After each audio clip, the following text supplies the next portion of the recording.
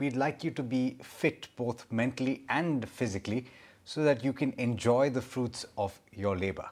Join me now for this conversation is Dr. Anjali Hooda, who's the CMD of LiveNutrifit. Thank you so much, Dr. Anjali, for taking the time.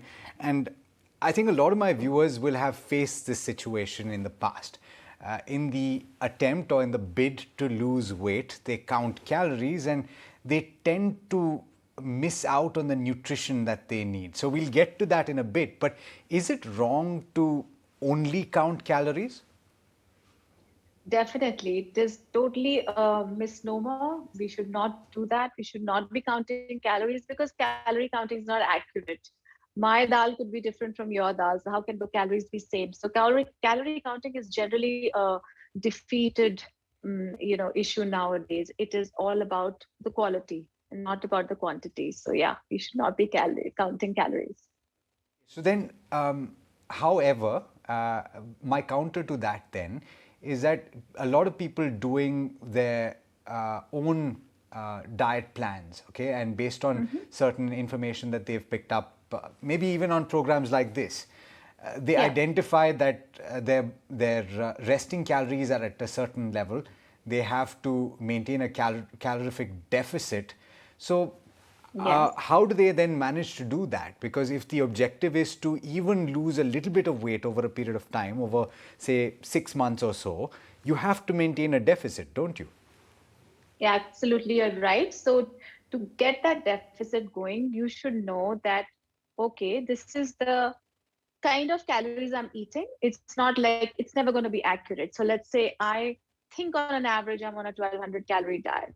And that is something that you could know, like, okay, 100-gram protein contains, like, let's say 200 calories or 250. That's an average. So if you know your averages, then you know, okay, averagely you're on the 2000 calorie diet. And then if you take out one snack, and that is equal to almost 500, let's say a fizzy drink from your diet or some alcoholic beverage, it's about 300-400 calories. You take that out and you go in a deficit.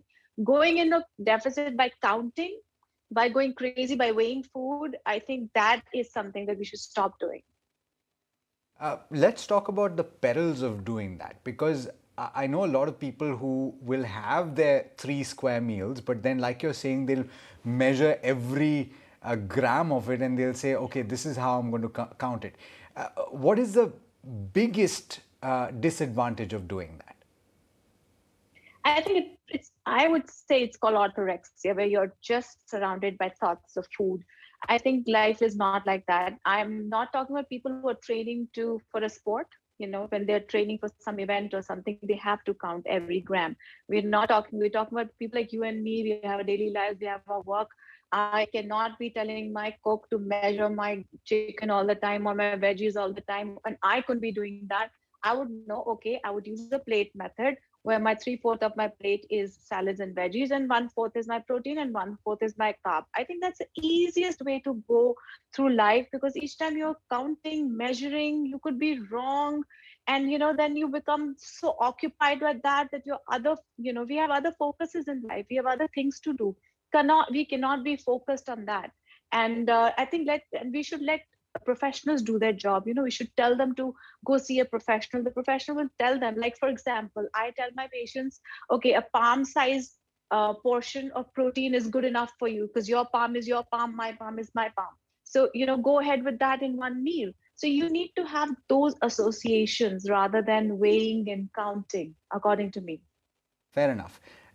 Doctor, the other thing is, and I've witnessed this myself, is that you tend to eat at certain moments, not necessarily when you absolutely need to eat.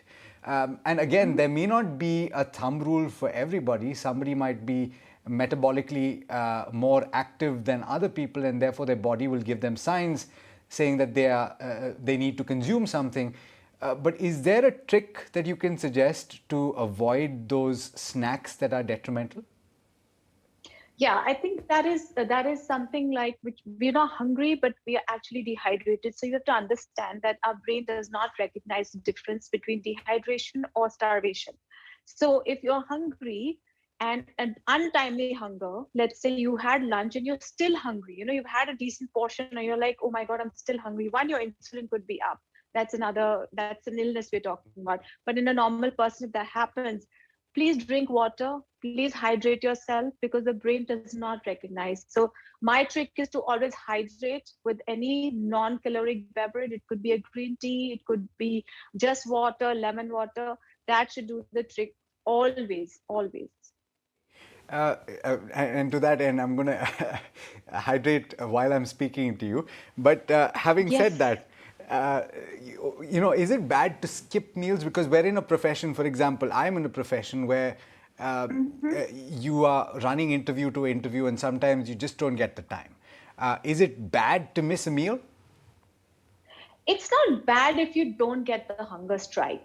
If you're somebody who is, you have basically deflected hunger for a while, but then you will come back and binge. So if you're binging after work, that means it's a bad thing that you skipped a meal. The reason why we don't want to skip a meal is because we don't want to overeat it in the next meal. So we want to keep our sugars balanced. So if you are going to do that, you just deflected hunger because your body did not, your mind did not tell you that you're hungry, your stomach didn't tell you, but you deflected it and you binged. Don't do that. Keep a protein bar with you, keep some kind of almonds or some kind of nuts and seeds in your pocket, so that okay, this is my lunchtime. I need to little bit of force feed myself so that I can continue and not go home and eat everything on the plate. Good point, because you can't necessarily in today's day and age stop when you absolutely need to eat, right? So you can maybe, like you're saying, nuts and seeds are a great idea. How important is it to read the label of what you're buying? Because a lot of what we buy now is, off the shelf, you can consume it straight away. How important is it for you to read the label? Very, very important. I think there should be a class in every school reading labels, or every medical college, or every institution for that matter. There should be a reading label practice that should be done, because so many times we read a label and we there are 30 ingredients in a packet, and we don't know what's right or wrong. As a layman, we don't know what's right or wrong, and we sometimes read, oh, okay, 100 calories, oh, that's it, I'll eat this, no problem. But that was 100 calorie per serving, you see. So there would be 4 servings, so whole packet is actually 400 calories, and you just saw 100 calories and you never realize it's a serving. You don't know how much a serving is.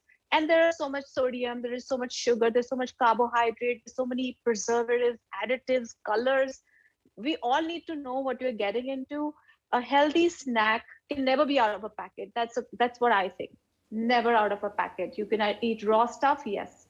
Fantastic. On that note, Dr. Anjali, thank you so much for taking the time. I think I've already had a great, setup for the weekend, and I will definitely, for one, hydrate more. I don't think I do that enough. Thank you so much for taking the time. Thank you very much for having me on the show.